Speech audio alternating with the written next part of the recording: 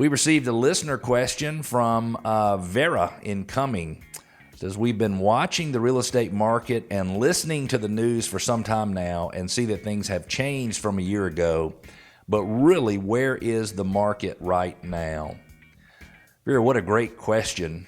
I would imagine if you're anything like me, all the news in the media, it's mostly negative, and it sometimes confuses me, and I know it confuses potential sellers and buyers on really where the market is. And you kind of got to know where the market is in order to make a decision about whether or not buying or selling a home is right for you. The reality is that the real estate market is actually not that bad. It's in pretty good shape. Now, we're going to talk about the real estate market nationally.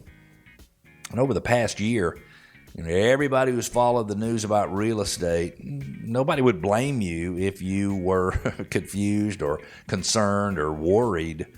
Things have changed from where the market was a year ago, but thankfully the news is really not all bad.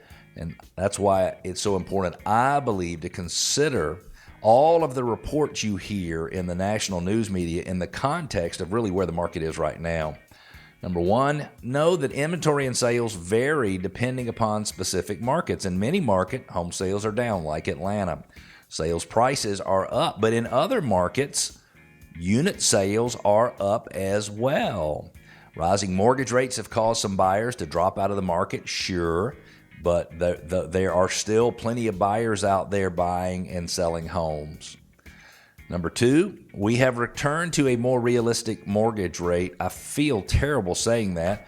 But during the 1980s, rates were in the range of 9 to 14%. 1981, they were 18.4%.